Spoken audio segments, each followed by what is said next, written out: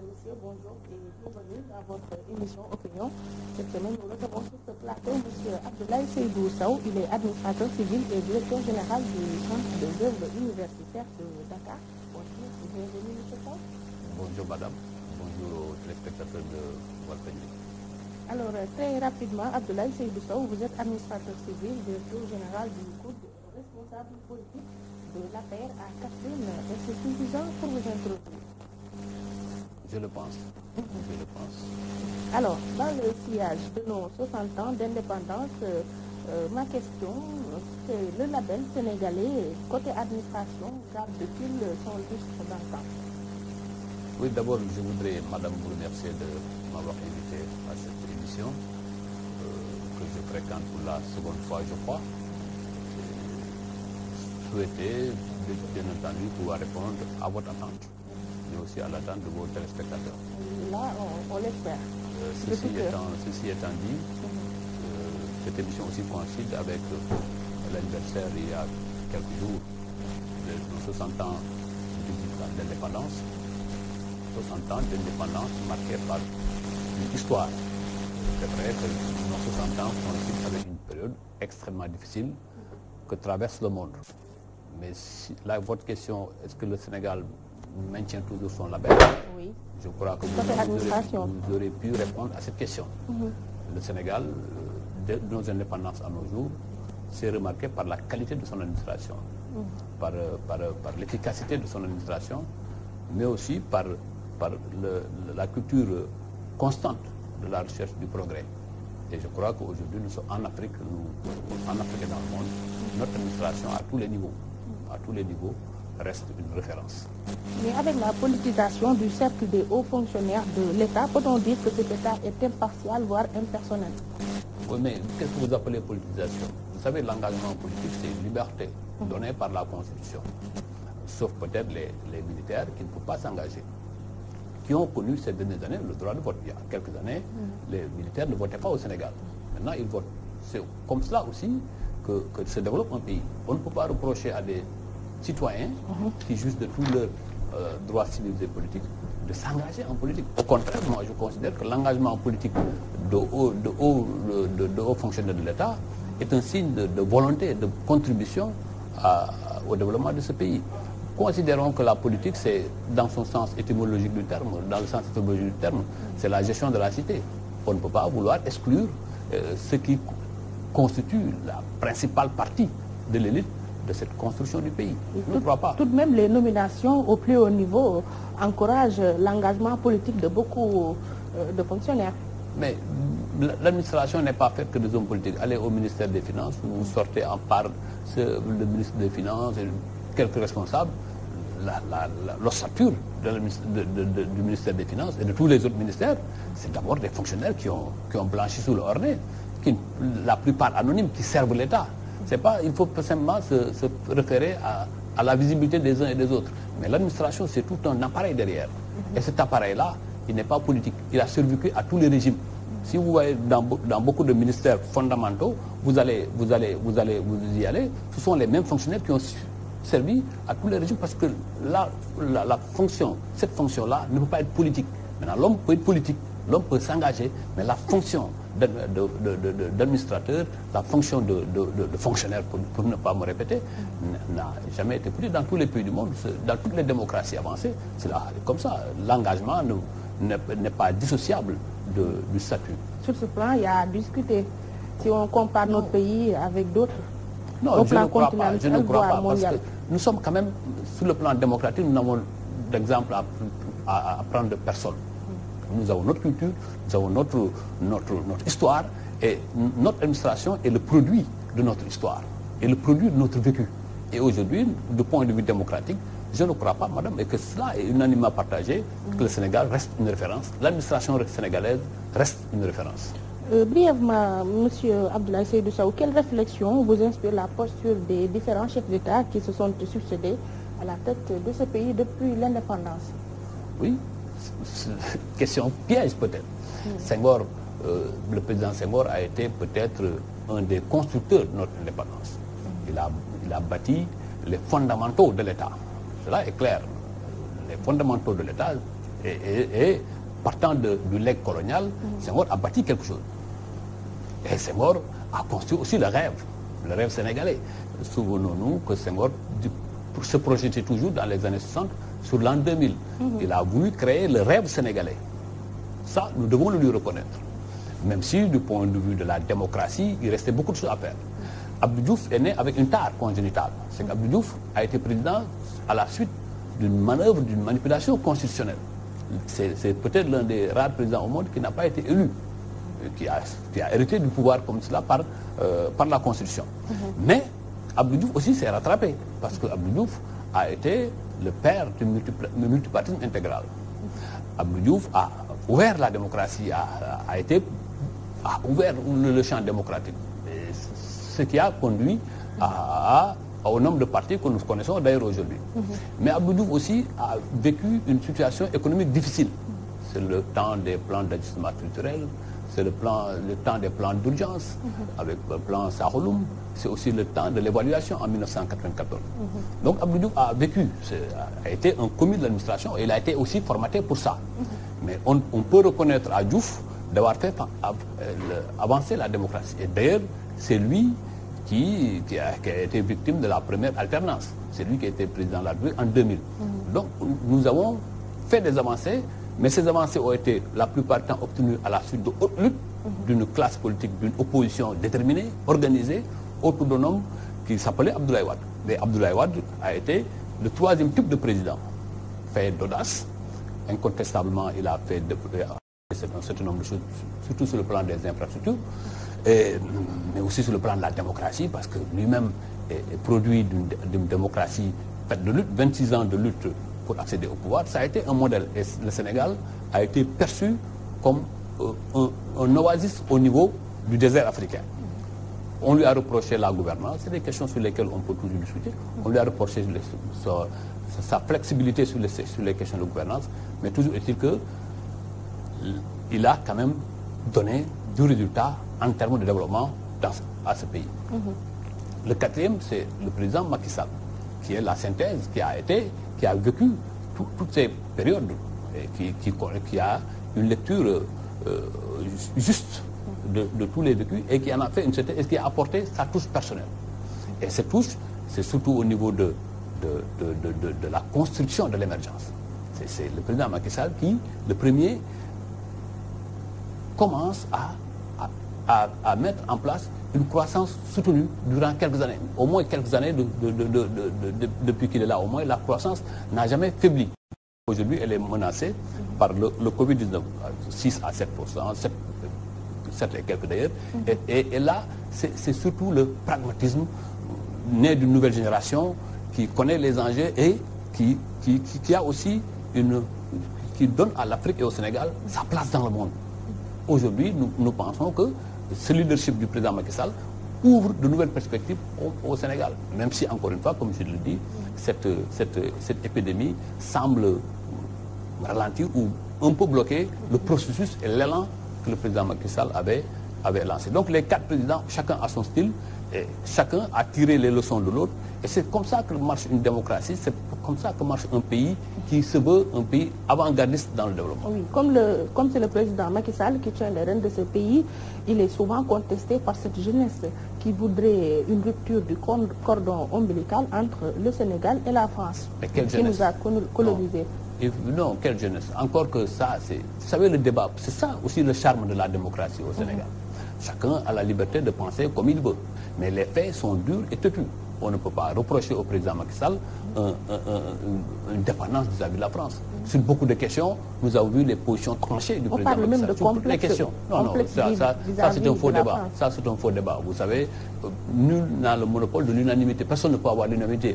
Mais au moins, il faut reconnaître au président Macky Sall ses valeurs. Sur toutes les questions en Afrique, c'est lui qui a engagé le combat. Et sur la question de l'homosexualité, vous avez vu sa position en Afrique. Sur la question récente de la dette, c'est le premier à avoir marqué sa demande de l'annulation de la dette. Et sur beaucoup de questions, sur la question même de la lutte contre le Covid-19 aujourd'hui, le Sénégal est construit comme un modèle. Ça, qu'on l'aime ou qu'on ne l'aime pas, le président Macky Sall est aujourd'hui une donnée dans le monde. Si l'on se fie au résultat de la présidentielle de 2019, la jeunesse s'est penchée Ousmane Sonko. Mais vous vous basez sur quel non, absolument pas des Fatou. Vous vous basez sur quelle statistique pour le dire? La jeunesse que je rencontre tous les jours, la jeunesse que je vois dans les rues, c'est vrai à des difficultés, mais continue de faire confiance au président Macky Sall. Cela est net. Je ne vois pas quelqu'un qui a 15%, vous dites que oui, c'est la jeunesse est avec nous. Sur quoi vous vous fondez? Le président Macky Sall a eu 60% presque de l'électorat du Sénégal, 58%. Et dans cet électorat, la majorité est jeune. Comment pouvez-vous dire quelqu'un qui a 15%, vous dites que ça, c'est une incohérence magnifiée. Parlons de ce qui tient en haleine le monde entier, à savoir la pandémie liée au Covid-19. Dans le plan de résilience mis en œuvre par l'État du Sénégal, qu'est-ce qui concerne le supérieur? Oui, mais avant de parler du supérieur, aujourd'hui, il faut vraiment saluer les efforts qui ont été faits par l'État du Sénégal à travers le président de la République. D'abord, cette pandémie n'a épargné aucun pays au monde. Aujourd'hui, on parle aux États-Unis du PIB en Chine, du PIB qui aurait reculé de 6,8%. Aux États-Unis, on parle d'une récession de 5,9%. Au Sénégal, qui a eu l'audace de mesures qui ont fait des effets extraordinaires, on parle d'une régression peut-être de 3%. Donc, de manière générale, il faut saluer l'effort qu'a fait l'État pour maîtriser, pour contenir cette pandémie. Cette pandémie, forcément, aura des conséquences à tous les niveaux. Et c'est pourquoi le chef de l'État a lancé le programme de résilience économique et sociale, qui est aussi l'expression de cette organisation, mais aussi de cette volonté de rester debout, de rester l'État debout. Et je pense fondamentalement que tous les Sénégalais doivent être fiers aujourd'hui de l'État du Sénégal. Et c'est le monde entier qui prend le Sénégal comme modèle dans la lutte contre le Covid-19. Grâce à nos vaillants médecins, parce que c'est le personnel médical. Aujourd'hui, le premier médecin de la nation, c'est qui est en premier lieu dans cette bataille. Aujourd'hui, le premier médecin de ce pays, c'est le président Macky Sall. Ça, il ne faut pas quand même. Et encore que les médecins ont averti dès les premières heures que c'est pas une solution médicale qui va nous permettre de maîtriser la situation. C'est surtout les moyens préventifs. Et l'État a mis en place un certain nombre de mécanismes qui permettent de maîtriser la situation, allant du plan d'urgence, allant de la loi d'habilitation, allant jusqu'à cette situation de couvre-feu, etc., etc. Il y a un certain nombre de mesures que l'État a prises qui ont permis aujourd'hui de contenir, même si encore il ne faut pas tout de suite se déclarer vainqueur. Il y a des choses à continuer à faire. Il y a une percée des cas communautaires. Oui, c'est ce que je dis. Jusqu'à présent, le port du masque n'est pas obligatoire au Sénégal. Et c'est pourquoi le chef de l'État invite les Sénégalais, invite tout le monde à ne pas encore baisser les bras. Il nous faut redoubler de vigilance. Il nous faut rester dans ce cadre de discipline et d'organisation que l'État oriente. Et c'est ça la force du Sénégal. Et c'est ça qui fait que le Sénégal est aujourd'hui bien perçu en Afrique dans cette lutte. Mais cette lutte-là, elle est loin encore d'être gagnée. Il nous faut continuer dans cet élan-là. Et je crois fondamentalement que notre pays devrait pouvoir gagner cette lutte si nous continuons à conjuguer nos efforts, si nous continuons à nous concentrer sur l'essentiel. Parce que l'essentiel, il n'est pas sous les yeux, il est dans le cœur. Et c'est ça le plus important. Et pour revenir sur l'enseignement supérieur, je crois qu'il faut là aussi saluer. Moi, je ne gère que le social en vérité. Je ne gère pas la pédagogie. Donc, qui est déterminant. Je ne peux pas me prononcer sur toutes les questions du supérieur. Mais il faut reconnaître tout de suite, dès le 14 mars, quand le chef de l'État a pris la décision de suspendre les cours, c'était pour éviter aujourd'hui ce qui se passe dans beaucoup de pays africains. La Côte d'Ivoire a dépassé presque les 600 cas, alors que nous avons été infectés 2 semaines, 3 semaines avant. Donc en suspendant les cours, en décidant de faire ramener tous les étudiants chez eux, pour nous permettre de maîtriser la situation au niveau des campus, le président a fait preuve de vision, mais aussi d'anticipation sur les événements. Mais mieux, dès les premières heures de la crise, le président a donné des instructions au ministre de l'Enseignement supérieur comme au ministre de l'Éducation nationale de commencer à préparer le retour des étudiants. Et sur le plan social, nous y sommes en accord avec les étudiants. Les amicales d'étudiants, même s'il n'y a pas de cours pour le moment, continuent de se réunir, continuent de faire des propositions pour qu'ensemble, quelle que soit la date de la rentrée, que nous soyons prêts. Le président ferme les écoles, mais ne ferme pas nos frontières, c'est bien après. Oui, mais les frontières ont été fermées et les frontières ont été fermées. Parce que nous aussi, il faut se dire que nous ne sommes pas un pays isolé dans le monde. Nous ne vivons pas en autarcie. Nos décisions doivent être mûries, réfléchies et en voir les conséquences. Et nous avons été un des premiers pays africains, et même dans le monde, à avoir fermé définitivement nos frontières. Et nous en avons vu les effets. Depuis le 4 avril, il n'y a plus de cas importés au Sénégal. Oui, au plan social, qu'est-ce qui a changé dans le travail du coude? Mais fondamentalement, tous les secteurs du pays aujourd'hui sont frappés de plein fouet. C'est maintenant notre capacité de résilience qui est analysée. C'est notre capacité de faire face qui est aujourd'hui analysée. Mais nous, par exemple, au coude, les étudiants qui sont notre principale cible étant confinés chacun chez lui, il n'y a pas quand même activité réelle. Mais nous continuons, comme je l'ai dit, à préparer l'après-Covid. C'est-à-dire que nous, sur le plan social, ce qu'il faut améliorer, sur les questions sanitaires, qu'est-ce qu'il faut améliorer, ensuite répondre à nos engagements vis-à-vis de tous ceux qui sont partenaires au niveau du coude, en relation aussi avec le recteur, voir comment faire avancer les choses, en relation avec le ministre de l'Enseignement supérieur qui, quotidiennement, nous échangeons sur ces questions pour voir quelles sont les mesures à prendre pour que la rentrée, quelle que soit la date, nous soyons prêts. Au niveau du campus, est-ce que les étudiants ont vidé les lieux? Absolument. Ça, depuis le 16. Je pense que d'ailleurs, les étudiants ont été les premiers à répondre à l'appel du chef de l'État. Oui. Dans une dynamique concertée. Aujourd'hui, tous les étudiants sont chacun dans sa localité. Dans la Sauf peut-être les étudiants marocains avec lesquels nous avons un partenariat. Ah oui? Oui, parce que... Ils n'ont pas quitté? Non, parce qu'ils n'ont pas quitté, mais ils ne sont plus là où ils étaient. Nous les avons confinés dans un des pavillons. Parce que simplement, les étudiants aussi sénégalais qui sont au Maroc bénéficient des mêmes avantages. Oui. La date du 4 mai est-elle plausible au rythme où vont les choses? Vous savez, moi, je ne suis pas expert de la santé. Je ne suis pas médecin aussi. Aujourd'hui, nous suivons le rythme et les conseils et les orientations des médecins et des experts de la santé. Et en cela aussi, le chef de l'État qui, en dernier ressort, prend les décisions. Mais en vous focalisant sur les réalités du terrain, le 4 mai, pour moi, c'est une date qui ne sera pas maintenue. Moi, en tant que directeur général, en tant que directeur du coude, c'est que le 4 mai, que je sois prêt pour recevoir les étudiants.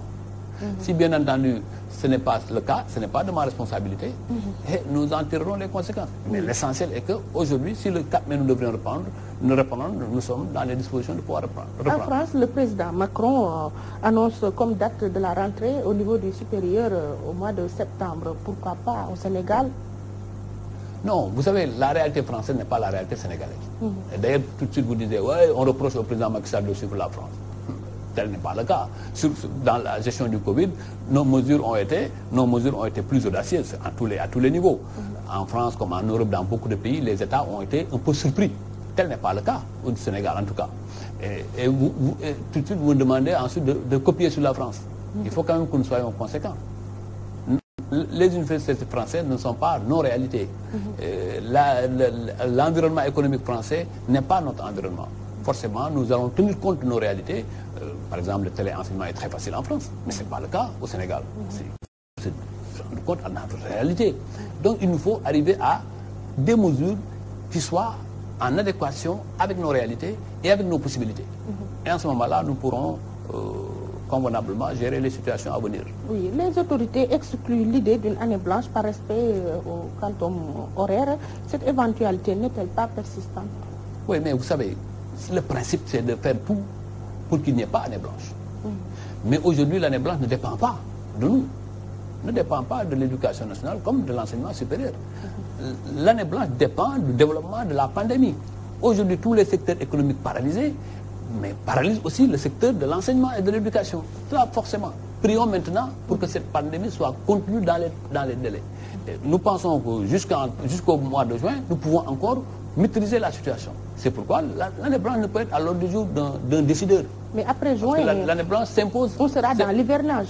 Oui, mais dans tous les cas, en tant que décideur, en tant que responsable de la politique sur l'enseignement, le ministre de l'Enseignement supérieur comme le ministre de l'Éducation nationale ne peut pas travailler sur une hypothèse d'année blanche. Il travaille toujours sur une hypothèse que comment sauver l'année. Et ensemble avec, et vous avez vu lors du dernier conseil des ministres, le président de la République a donné instruction au ministre de l'enseignement supérieur, au ministre de l'éducation nationale comme au ministre de l'enseignement technique et professionnel de conjuguer leurs efforts en relation avec les partenaires sociaux pour faire le bilan, l'impact du Covid-19 et de voir les mesures palliatives si nous arrivons à endiguer définitivement la pandémie. Comme on parle de l'impact du Covid-19, l'aide alimentaire s'engouffre dans une totale nébuleuse dans l'octroi des marchés.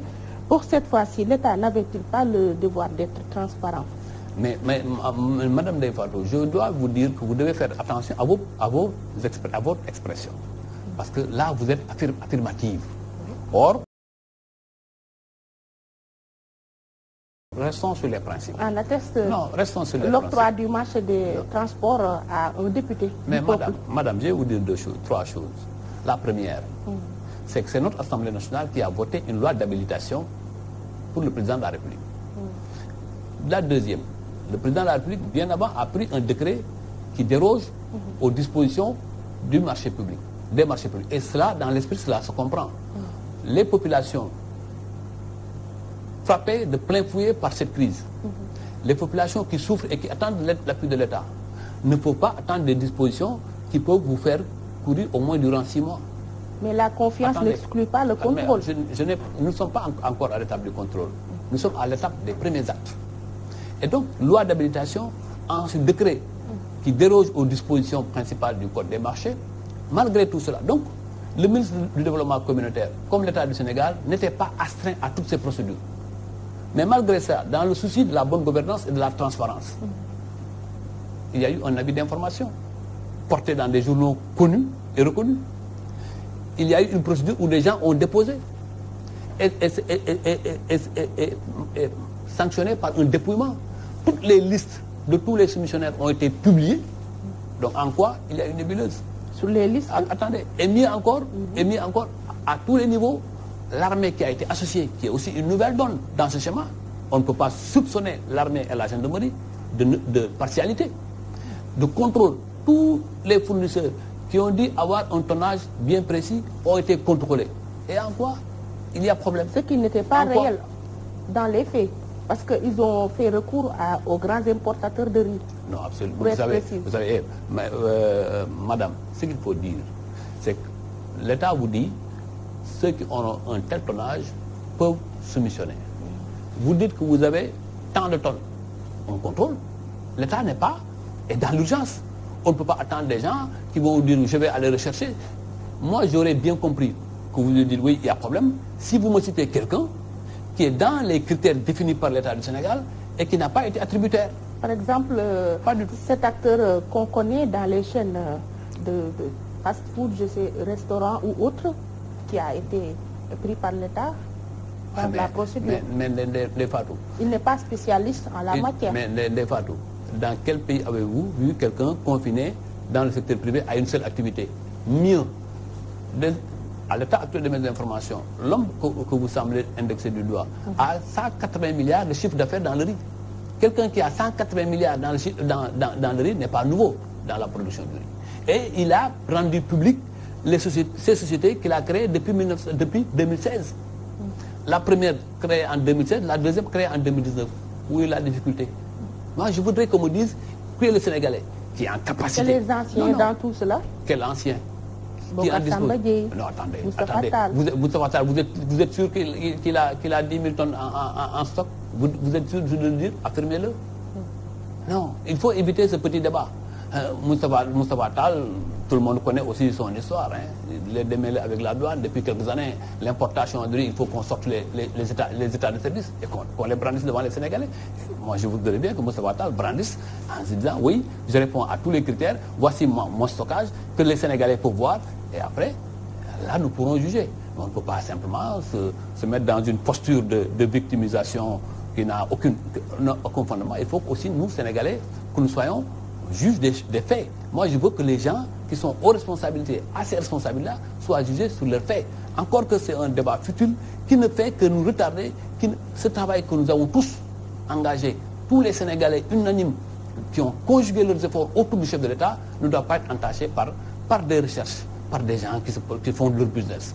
Il faut qu'on se méfie de cela. Tout ce travail est entaché par cette sortie malencontreuse du ministre Mansour Faye. Quelle sortie? Qui a versé même dans la menace. Ah mais attendez. En s'adressant à un journaliste. Moi, plus que la forme, regardons le fond. Qu'est-ce que le ministre a dit d'outrageant? Le ministre n'a fait que clarifier en vous disant... Attendez, quand vous dites quelqu'un est votre ami, vous lui avez attribué tel marché... C'était juste une question. Il fallait répondre par oui ou non. Attendez, moi je ne défends personne. Mais il y a aussi que chacun respecte la dignité de l'autre. Vous savez, il y a des questions soupçonneuses. Et il faut éviter... Nous sommes dans le moment de la clarification. Il s'agit de quoi? Que tous les fournisseurs de riz, voici les sociétés. Voici celles qui ont compétit. Voici les prix proposés. Voici les prix que l'État a acceptés. Les listes sont claires. Sur le transport, voici les transporteurs. Voici le nombre de camions. Voici le possible et le disponible. Sur ce débat-là, je pense que le débat est clos. Et nous avons intérêt tous à clore ce débat qui ne va ni dans le sens de nos intérêts, ni dans le sens aujourd'hui des enjeux de cette lutte-là. Cette lutte contre le Covid est très grave. Cet adversaire est fort et il est invisible. Il ne faut pas qu'on soit sur des détails. Moi, je ne vois pas en quoi ici il y a scandale. Je vous invite à me démontrer là où il y a scandale. Je n'ai pas vu une procédure aussi transparente, aussi claire. Je l'ai mentionné tout à l'heure.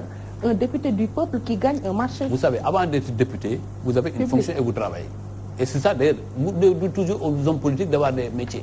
Celui-là, il a son métier. Mais quand vous créez la société avant d'être député, cette société-là, c'est pas parce que vous êtes député que cette société va périr. De surcroît, un député membre de la mouvance présidentielle, parce qu'il est dans le Benno Bokk Yakaar à l'Assemblée nationale. Mouvance présidentielle ou pas, c'est un Pourquoi citoyen. Ne pas avoir des soupçons? Mais les soupçons, on pouvait les avoir, mais dès que les listes sont publiées, les critères définis, aujourd'hui, le problème que vous auriez pu vous poser, c'est est-ce que sa société, ou la société à laquelle il avait appartenu, moi je considère que cette société date d'avant son accession à l'Assemblée nationale, est-ce que sa société entre dans les critères définis par l'État? Est-ce que lui, il n'a pas respecté les critères et qu'on lui a fait des avantages? Voilà les vraies questions qu'il faut poser. Autrement, c'est un débat subjectif de businessmen qui se battent pour penser, encore que, ça véritablement, je pense qu'il est malsain sur c'est les difficultés de nos compatriotes dans le pays entier qui sont traversés par une angoisse raison pour laquelle beaucoup sont écœurés par cette procédure. On essaie de viruser le débat par un aussi malsain débat. Dans tous les cas, on a l'impression d'être dans un corona-guide. Vous savez, ça c'est une création de l'imagination. Et les artifices d'une imagination qui veulent nuire, on ne peut jamais les arrêter. Mais l'essentiel, c'est que chacun d'entre nous soit conscient de ses responsabilités vis-à-vis de la nation et se dise que c'est la vérité, et rien que la vérité qui pourra nous faire avancer. Oui, dans la situation actuelle, ne risque-t-on pas d'encourir une pénurie, surtout au niveau des denrées alimentaires? Mais je pense que... Une pénurie créée par l'État en voulant approvisionner... Pas du tout. Je pense que là, le ministre du Commerce...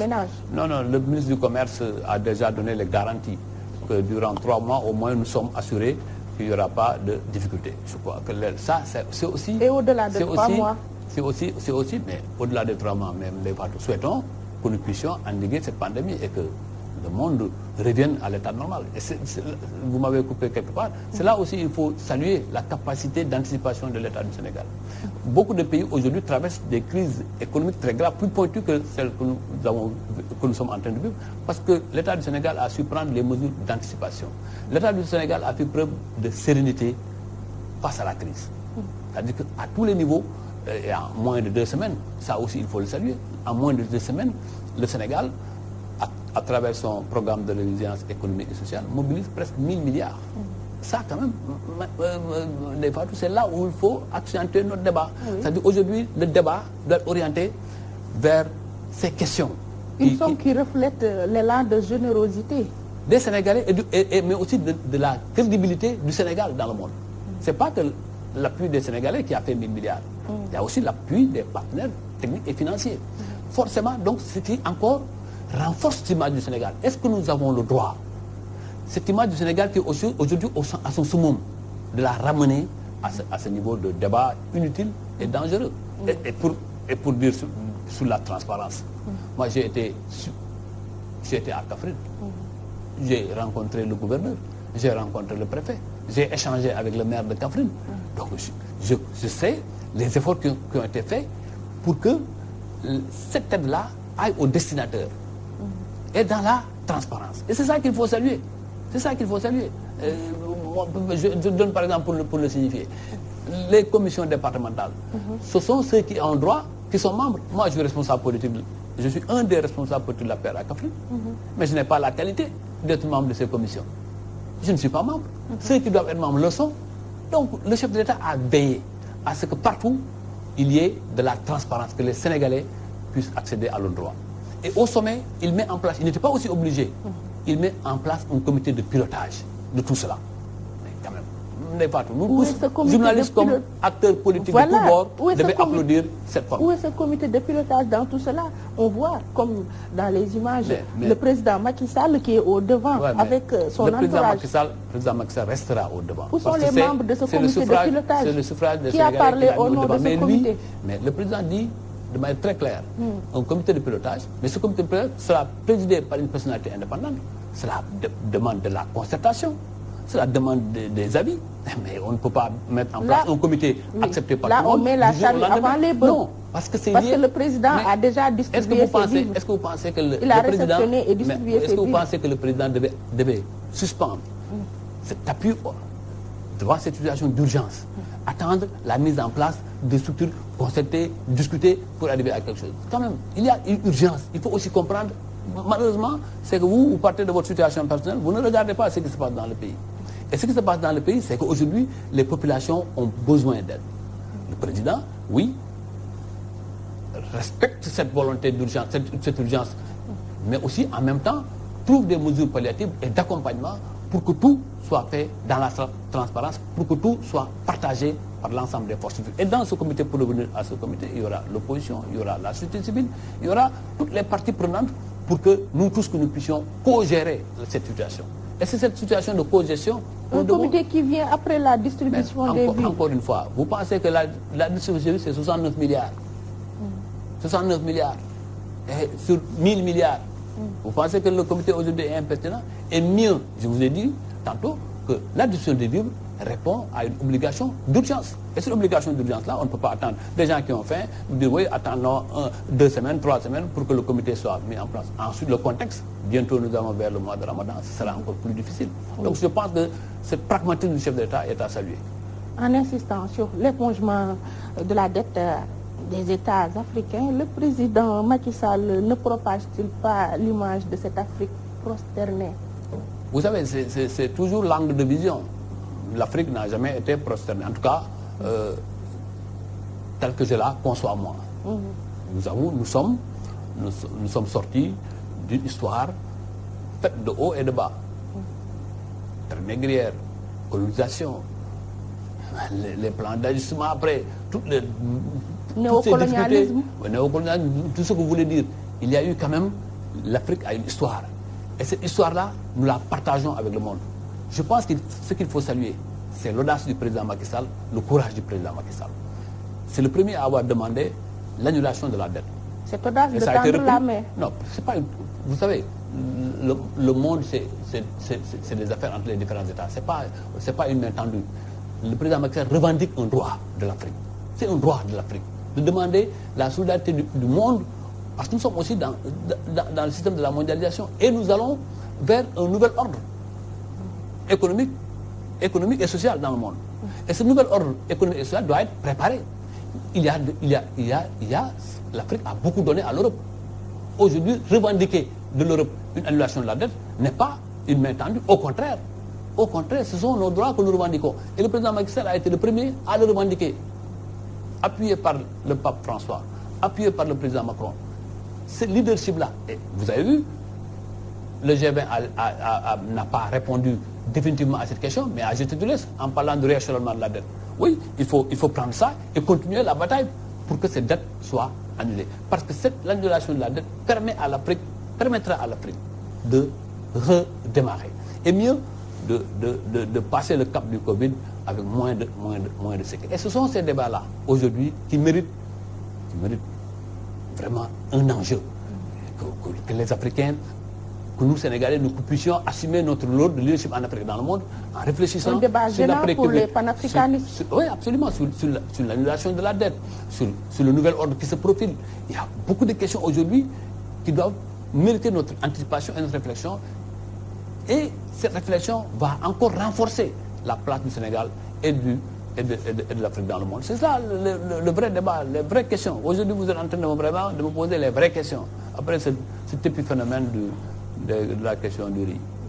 Dans ce contexte de crise mondiale, être en position de demandeur est honorable pour ce continent qui est moins touché par la pandémie liée au Covid-19. Vous savez, ce n'est pas une question de demande. Madame, vous avez une conception assez élémentaire. C'est ce qu'est en train de faire le président Macky Sall. Vous ne regardez pas le contenu de la dette. C'est-à-dire que la dette n'est pas simplement une main tendue. Non, c'est pas une simple. La dette est co-substantielle aujourd'hui à notre développement. Au Sénégal, c'est 1 000 milliards au moins par an. Tous nos efforts, pas 1000, pas 1000. 900 et quelques milliards, moins de 1 000 milliards par année. Nous sommes à 580 milliards. 580 milliards. Tous nos efforts presque sont annulés par le poids de cette dette.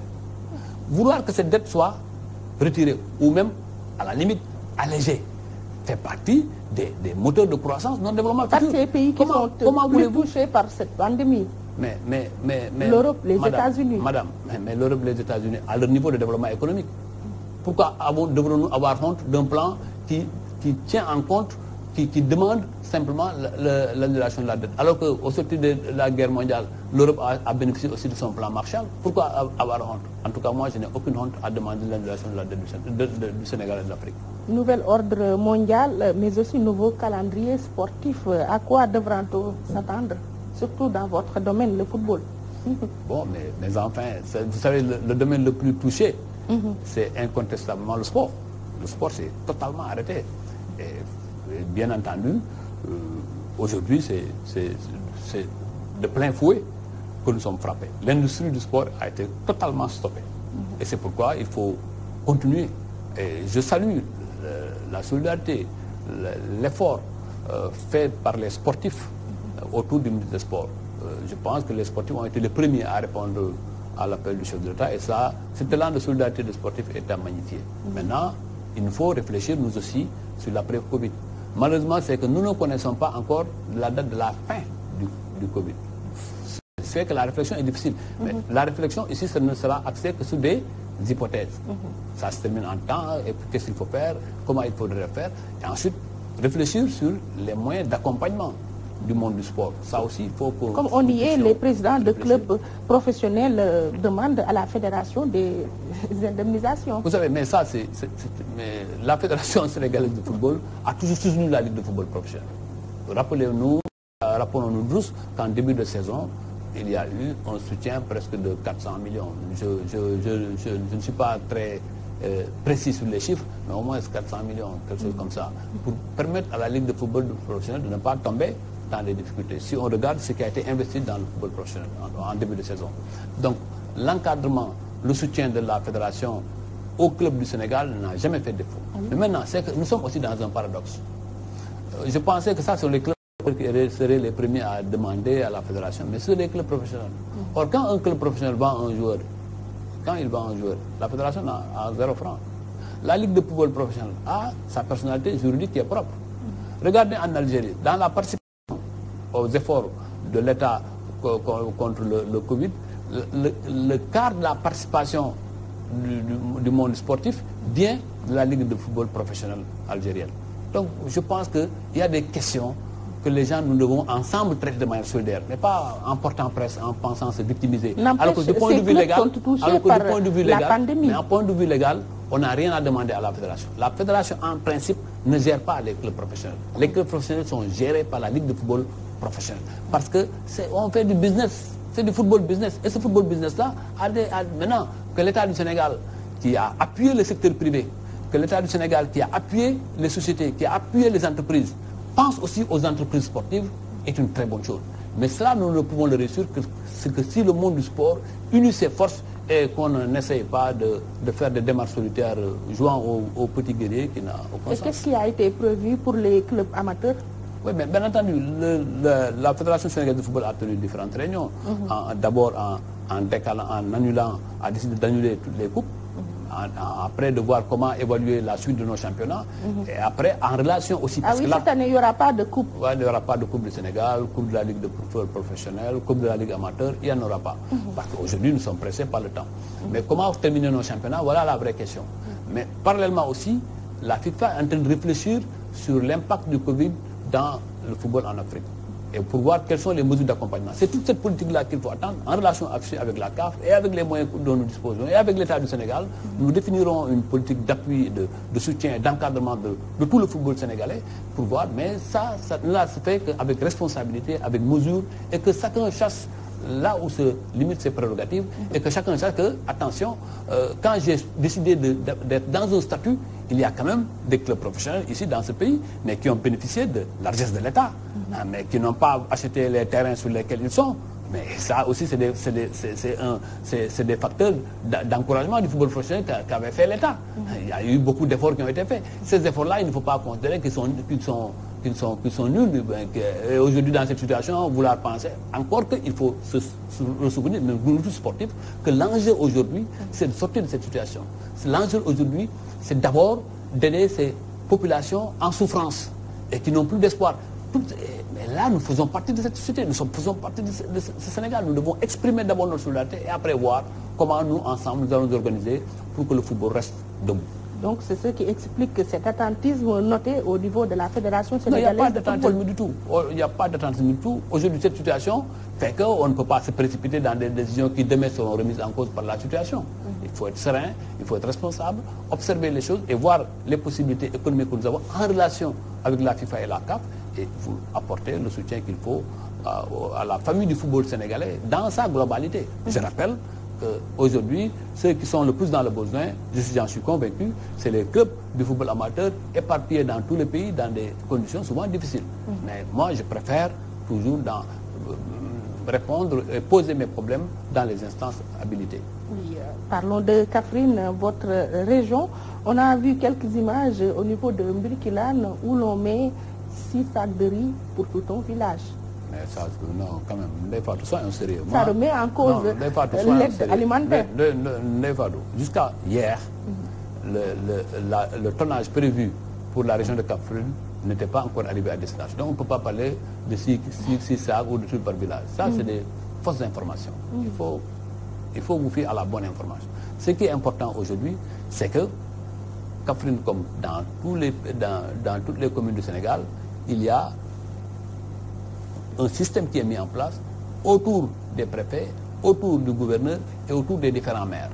Je rappelle que par exemple pour la commune de Kaffrine, je salue au passage l'effort de transparence fait par le maire Abdoulaye Wilane en mettant en place un comité dans lequel il y a les jeunes, le conseil départemental, le conseil communal de la jeunesse, il y a la présidente des groupements de promotion féminine, il y a les Badjanougor. Tout le monde est là. Et dans ce comité, c'est ce comité qui va vérifier les inscriptions à partir du RNU, Registre National Unique, des bourses familiales, ceux qui en ont bénéficié, de ceux qui ont subi toutes les enquêtes, mais aussi de nouvelles inscriptions qui seront faites sur la base des indications données par l'ANSD. Donc là, quand même, tout le monde est associé pour voir comment ça va se dérouler. Qu'il y ait maintenant des incohérences en amont sur les bourses familiales, cela peut être, mais c'est le moment de les corriger. Et je crois que cette volonté de transparence n'a jamais été aussi établie partout dans le pays, des structures horizontales comme dans les structures verticales. Au final, grâce au Covid-19, c'est la paix des braves entre responsables politiques à Kaffrine. Oui, mais il y a eu toujours la paix. Là, il y a eu toujours de la paix. C'est vrai que chacun exprime son ambition. Il y a des rivalités politiques. Oui, mais chacun exprimera son ambition, chacun a sa méthode, chaque parti a sa souveraineté. Mais nous sommes dans une coalition. En mieux encore, nous sommes dans une famille. Les Kaffrinois, quelles que soient les divergences politiques, de partis d'opposition radicale à l'opposition modérée à la mouvance présidentielle, nous constituons une même famille. Et quand un drame frappe une famille Kaffrinoise, ça frappe tous les Kaffrinois, comme au niveau national. C'est ça aussi le charme de notre pays. Et rester sur ces principes-là, c'est ça qui fera le développement de notre démocratie. C'est ça qui fera que l'Afrique et le monde resteront fiers du Sénégal. Je vous remercie, Monsieur Abdoulaye Seydou Sow. Je rappelle que vous êtes le directeur général du COUD. On s'entretenait dans l'émission Opinion sur Walfadjri.